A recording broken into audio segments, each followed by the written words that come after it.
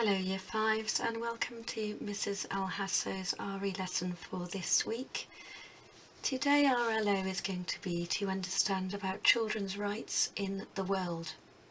Now last time we looked in RE at what it means to be a global citizen.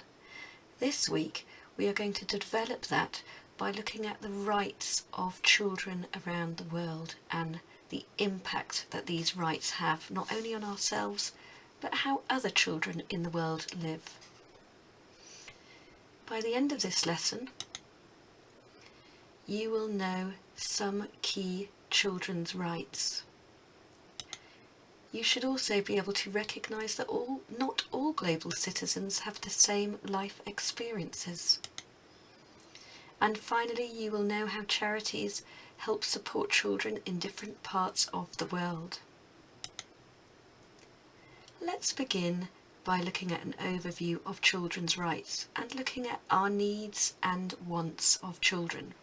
Now these two words mean very different things. Things that we need are things that keep us alive, but things that we want are luxuries or things that we feel make our life better. I'm going to show you a few little images on the screen and I want you to decide whether they're a need or a want. So we'll look at food first. Fresh food, vegetables, might include meat or carbohydrates. Is that a need or a want? Most of us would agree it's a need. The human body needs food to stay alive and to stay healthy. Next we've got a picture of friends. Now, do we need to have friends or is that something we want? I'll leave you to decide upon that. Next we've got a picture of school. Now do we need school or do we just want to be able to attend school? Okay, next we've got a picture of some sweets, tasty snacks, sugary foods. Is that something we need in our life or is that something we want? Up next we've got drinking water, so water that is available to keep our bodies hydrated. Is that a need? Do we have a right to water or is that just something that is nice to have? Let's think about our sleeping arrangements. A safe, warm bed at night, is that something we need as human beings or is that a want, something that is nice to have? Next, let's think about animals and pets that we might have or might want to have. Is that a need or a want in our lives? And finally, we've got modern technology. So this picture represents the internet, mobile phones, computers, also gaming consoles. Are they a right that we need or is that just something that we want that enriches our lives? So let's have a look at some examples of the human rights of children. So this says at the top, selected articles from the UN Rights of the Child. Now the UN Rights of the Child stands for the United Nations Rights of Child, and there are lots of articles, which means rules. We are going to be looking at several today. They all have different numbers after them because each article is a different numbered rule. So globally, as a global citizen and as children, all of these are set out to help protect you as a child. And remember, a child means up to the age of 18. Let's read through them. And as we read through them, I really want you to think about which ones you think are more important or most important to you. Article 3. Adults should do what is best for you. Article 6. You have the right to be alive. Article 14. You have the right to think what you like and be whatever religion you want to be. Article 15. You have the right to make friends. Article 17.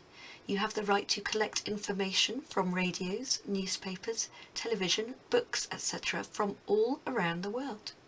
Article 19. No one should hurt you in any way. Article 24. You have the right to good health. Article 27. You have the right to food, clothes and a place to live.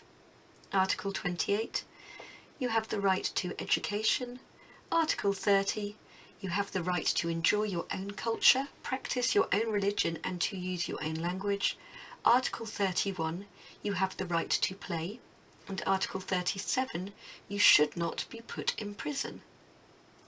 Now, for most of us, looking at all these articles or these rules that are set out by the United Nations to protect children, you would probably think that you don't have any problems with any of these articles. They haven't impacted on your life.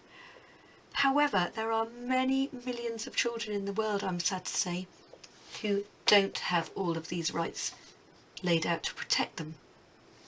We're going to have a little look over the next few PowerPoint slides of children who probably have a very different life to you. Now, sometimes you might find the pictures or the information a little bit upsetting, but it's important to know as a global citizen that the life that you're experiencing as a child is not necessarily a reflection of what other children around the world are experiencing. Let's have a look at this little boy. Now, this is a real boy and this is a real story about him. He's called Fawad. He's 6 and he lost his mum at 9 months old, leaving him with his unwell grandparents and father, who has mental disabilities. As bombs fell on their hometown of Aleppo, they had no option to flee. Fawad's birth was never registered and, without documentation, he was turned away from school at the age of 6. Fawad hadn't learned to speak. Now, Aleppo is in a place called Syria, which has been in a civil war since 2011. If you're any good at maths, you'll work out that it's 2020 now, so it has been at war for 9 years. Now, I want you to have a little think about Fawad and his experience. Let's go through those human rights articles of the child and see which ones Fawad has not been so lucky with. Adults should do what's best for him. We know he's gone to live with his dad, but his grandparents aren't very well and his dad has got mental health issues, which means that sometimes they might not be able to give everything they can to make Fawad's life the best. He has the right to be alive. He is alive, but he's very lucky. It's said that his hometown of Aleppo was bombed. Let's go down. No one should hurt you in any way. Well, people have tried to hurt him because his city was bombed. He has the right to education. Do you remember it said that he didn't get the right to education because he hadn't been registered at birth? Let's move on to this image. This is Mira. She's aged 10 and she is one of 6 siblings, which means she has 6 brothers or sisters, and she comes from Delhi, which is the capital city in India. Mira lives in a large marketplace in Delhi with her mother and her 2 younger sisters. They sleep under a piece of plastic on a blanket amongst other families. Mira has spent most of her life on the streets, begging for food. Just have a little imagine what it must be like for Mira. Her day-to-day life when we're getting up and hopefully having breakfast before we start our home learning with a grown-up at home. Many of you might be going into schools. Many of you will have a parent at home looking after you. Mira's experience of life is extremely different. Let's have a little reminder of the rights of a child and which ones is Mira not getting. Well, we know that Mira probably doesn't have an education, so she is not having all of her rights fulfilled. We know that Mira also may not be in good health because she comes from a very poor family where they don't have much money. Mira may also not have the right to good enough food or a place to live. It says that she lives on the streets and she sleeps with other families. So already these 2 children that we've looked at examples of do not have all the rights of a child that you and I are lucky enough to have. Now, this girl comes from a country called Jordan. It says, for girls forced into marriage, the consequences can be devastating. Abuse or neglect from a husband they barely know, early, dangerous pregnancy, and the end of their education and any chance of building a future of their choosing. That was the fate facing 15-year-old Shumi, whose parents wanted her to marry a man she had never met. Now, although her adults feel they are doing what's best for Shumi, Shumi does not have a right to think and be whatever she wants to be. She is being forced to marry someone she doesn't know, and she certainly is not going to get her right to education. Now, here's a picture of a very sad boy. 9-year-old Bashir was badly injured by shrapnel to his face and his eyes. He was brought to a hospital in Erbil by the Iraqi army, where he recovered with his father and 2 sisters. Bashir's mother and one of his brothers died in a car bomb as he tried to flee Mosul, which is a town in Iraq.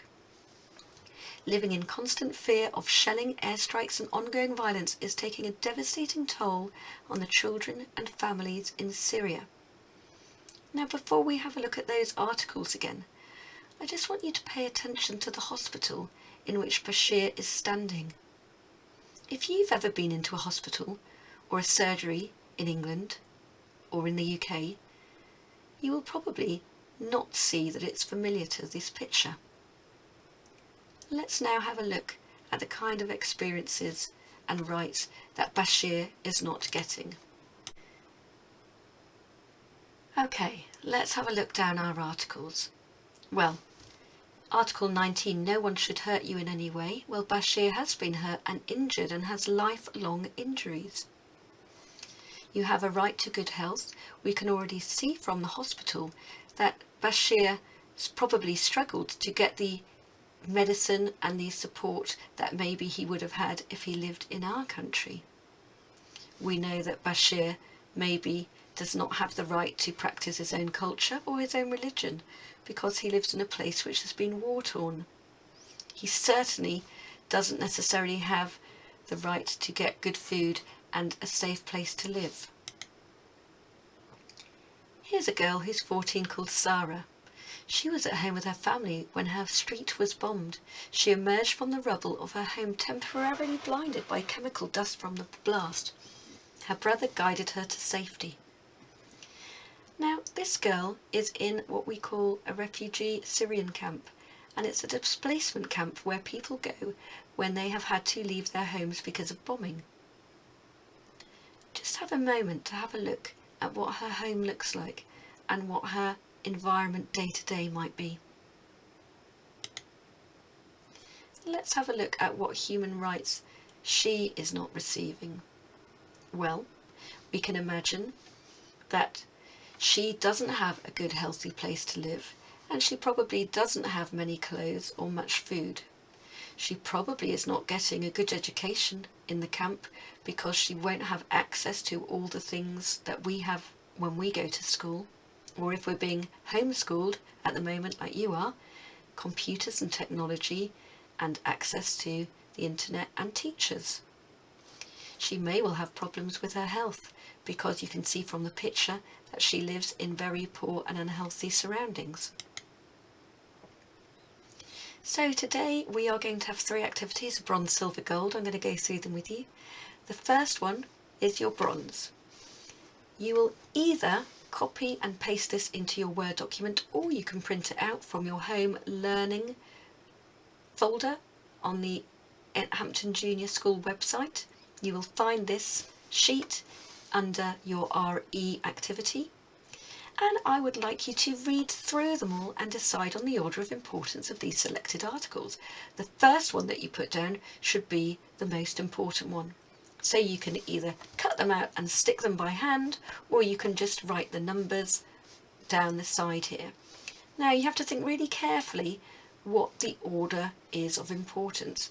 So the top one should be the most important, and the bottom one you think should be the least important. But remember, they are all valuable articles that are there to protect children. Moving on to silver. You're going to complete bronze, and then I would like you to write a short paragraph explaining the reasons for choosing your most important article.